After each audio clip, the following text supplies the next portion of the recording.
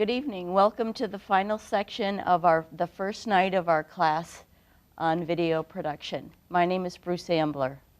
Tonight we have with us Val, another student in the class. Welcome. Hey. How are you doing? Pretty good. This is pretty exciting. It is. What drew you to take this class?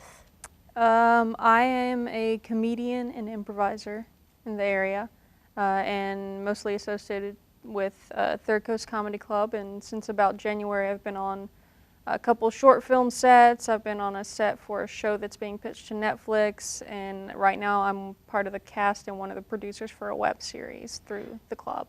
That's awesome. Is the web series alive right now? We just started shooting in September. Okay. When will it be available? It's right now, he's hoping for an initial release date of February, but we aren't releasing it in the U.S. first. Okay. Oh, where will you be releasing it? The Philippines. Oh, okay. Yeah. And how did you get started in comedy? Basically, I Googled improv class, and none of them at the club were available at the time, so I took the stand-up class and did a stand-up showcase, and then started taking improv classes the moment they became available to me, and then started producing my own improv shows and getting involved in sketch and all that too. Wow, who knew? How old were you when you started? 25. Oh, how many years have you been doing it? I just hit 1 year this past Monday. Awesome, congratulations. Yeah. Mm-hmm. And how do you hope to put the skills you learn in this class to use? I am looking, in the short term, I'm looking to write a one-woman sketch show for the stage. But for marketing purposes, I'm looking to actually make short videos to post on social media, promoting it as each character in the show. That's interesting. Well, I'm sure your fellow students would be happy to help you if you needed any help. And when you went to school, where did you go to school for this? For like the improv classes, I'm at Third Coast Comedy Club is where I did the actual comedy program, the improv program there, which I'm still technically in. I have not graduated from the program as of yet. But in college, I majored in recording industry, had a concentration in songwriting, and I minored in film studies. Well, that's great. Well, thank you so much, and I'm sure we all wish you very good luck in your career. Thank you. Hi, welcome to the Data Collection Show. I'm your host, Adam, and on this show, we're going to be gathering information from our guest, AJ, and this information is going to be used for later down the road when aliens are colonizing our world to know a little bit more about our species. So our test subject, AJ, how are you doing today? Good evening. All right. So the first question that we're going to ask you here is, do you untie your shoes when you take them off when you get home? Well, I advanced myself in my shoe department because I got some Velcro shoes. Okay. So there's no untying these shoes. It makes it much simpler. Okay. The aliens will be pleased, I'm sure. Okay, that's good. You know, we always like advancement and, you know, making life easier, not harder. Another thing, a theoretical question is, you were given an infinite supply of the last thing that you bought. What do you now have an infinite supply of? I have an infinite supply of plugins for my computer. Okay. So therefore, I have really cool things that I can do that didn't cost me anything. All right. I like that. I'm a big computer guy myself. And the aliens will also be pleased. Yes, they like technology, They studying, do. all of that. Let's see here. I lost my spot. How old is your oldest pair of shoes? My oldest pair of shoes. I got a pair of shoes that I bought 20 years ago. Okay. So if I ever go hiking again, I'll use them. Yep. But last time I went hiking, I didn't use them anyway, so. Okay. Long Those time, fancy Velcro shoes no really use. just, Right. they got you going. Much more trouble than they're worth. Yep. Have you ever been told you look like someone famous? Oh, yeah. Like Yeah. who? I get Bernie Sanders all the time. Okay. But that's just because he's such a good-looking guy, so I'm cool with that. Of course, of course. Would you rather fight 100 duck-sized horses or one horse-sized duck? Well, I'd much rather run from 100 small things than one big thing, Okay. because I can run faster scared than they can mad. So, All right. What's the craziest fashion trend you ever rocked? fashion trend. I once got me a Nehru jacket, but that just tells you how old I am. Yeah, I don't even know what that is. I only wore it once and it looked awful, and I never saw that again, and I think it wound up at Goodwill, Okay. I hope. If you were to change your name, what would you adopt going forward and why? What would I adopt going forward? Well, I come from a long line of Arnolds. Okay. And we're Swiss, and it means strong as an eagle. So that's probably what I'd do. All right. So you heard it here first that AJ would change his name to Arnold. Thank you for watching our show, and hopefully this information will be used for greater good later in the future. Good evening, ladies and gentlemen. We are at the NECAT Studios and just outside of Nashville, Tennessee. And we have got a very interesting guest tonight, Adam. And we're going to ask him some questions about some things that he doesn't know about yet, but that's what makes it so much fun. So the first question I want to ask Adam is this. If you could meet any historical figure, who would it be and why would you do that? I think if I had to be any historical figure, I'd have to be John Wayne. Great, movie and, just the romanticized American cowboy that, just had a lot of grit and a very well-respected figure. Wow, that's kind of cool because he never was a great actor, but he sure was a great movie star. Yes. Which made him so much fun. Okay, now, if you were not John Wayne, what's the craziest fashion trend you ever rocked? Let's see, the craziest fashion trend. I was big into having like a chain wallet and like all the band bracelets and stuff, thinking that was really cool at my Catholic high school. Doing the biker thing. Exactly. I am impressed. Well, it must have impressed the girls because they love the bad boys. Oh yeah, I couldn't get them off of me. All right, now see, what is the weirdest thing you've ever eaten for breakfast that is not a breakfast food? This was probably a more recent one. It was sushi. Just woke up with that craving, had some sushi and some coffee, and went on with my day. Wow. I prefer my fish to be cooked, but that's okay. Lots of people like sushi. Which conspiracy theory is so unbelievable that it just might be true? Ooh. That's a hard one. That's stumping me right there. I can't think of one right now off the top of my head. Well, it was kind of out of the blue. Yes. So I can relate to what you're saying. If you were given $30 million to make a movie, and it has to bomb at the box office or else you die, what movie would you make? I would make a really good movie, but all the scenes would be backwards and the whole movie would be in reverse. All right, well, that'll keep them flummoxed. Yeah, so that you would have to buy the movie and then break it apart and put it together yourself at home later on. But you won't be able to do that as soon as it hits theaters. I'm going to venture a guess that most folks are not equipped for that in their average kitchens. Exactly. So, yeah, that's pretty good, all right. I was thinking of Heaven's Gate. Nobody went to see that one either. Yeah. But, okay, well, that ends it for tonight. Thank you for showing up, Adam. No problem.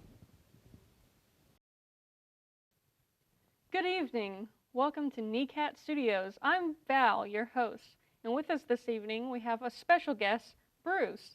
How are you? I'm well, thank you for asking. Thanks for being here tonight, Bruce. I heard that you're ready to finally set the record straight. Do you know the Muffin Man? Well, I do know him, but that's all I can say right now. Until he's really dead, I can't give you any more information. Do you have any crazy roommate stories? Not that I can tell on public television. You get $1 million, but it's because you took $100 from 10,000 people who will never know about it. Do you keep the money? I do not keep the money. Why not? It's not the right thing to do. I would either donate it if I couldn't find the people, or I would give it back. In the meantime, I would invest it, so as I found them, I could give them the interest as well. But what if you lost money on the investing on the stock market? Then I would be sorry. Oh, but they'd never found out. No, no. Would you feel bad giving stolen money to a charity? Yes, I would feel bad handling stolen money. I mean, it's not exactly blood money there, but it's still stolen at that point. So would you be afraid that some sort of bad karma would actually end up following that charity? I would be afraid that bad karma would follow me. As a matter of fact, I would be pretty sure bad karma would follow me because you know what? What goes around comes around. Did you learn that from the Muffin Man? I learned that from my mom. Oh, does your mom have any other catchphrases like that? Eat your dinner. Eat your dinner. Other than that, her catchphrases are no longer. No longer. No longer. She'd be dead. Oh, I'm sorry to hear that. Thank you. What commercial jingle is often stuck in your head? Really none. I watch public television Oh. when I watch TV, so I don't have very many jingles in my head. Well, that can be a good thing. I will always have the Empire Today one stuck in my head. And thank you for joining us this evening. Thank you, Bruce, for being here. This has been Val and Kneecat. Hi, welcome to People Asking Questions. I'm Jason, and I'll be asking questions. I'm joined today by Adam. Hello, sir. Hey, how you doing? Do you mind if I ask you a couple questions? Go for it. All right, let's get started. Do you have any crazy roommate stories? I do. This takes me back to sophomore year of college. I had this crazy guy that was living with us, and you know, there's so many stories about him that I could be telling, but the one I'm going to select for you tonight is how he was like dating this girl, and she was like a freshman in college, like, you know, first time away from home and all that kind of stuff. And she started going on the wild side with this crazy roommate that I had. And it like ended up that like him and this girl were like walking down the street. And then all of a sudden this girl's parents just show up from New Jersey out of nowhere and like kidnap their own daughter and like drive her away. And yeah, and then he just came home and told us about it. That's pretty good. I like that. I like that a lot. Yeah. Actually, after this, I want to follow up with that a little Okay. more, you know? This is a little bit off the beaten path. Okay. And if I offend you with this, then just tell me. Yeah, no problem. All right.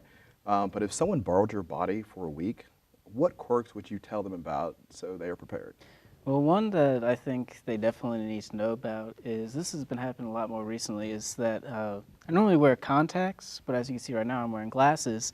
For some reason, contacts haven't been working, and my eyes have been getting like really like bloodshot. And they should just know that it's not due to any kind of intoxication or That's anything where I like was going that. with It's it, but just just- like, I mean, I told the doctor, I was like, you know, maybe life would be a little bit more fun if that was the case, but you know, it's not. So that's one that might be alarming, but don't worry about it. You can still see. Sure. You're a filmmaker. Mm-hmm.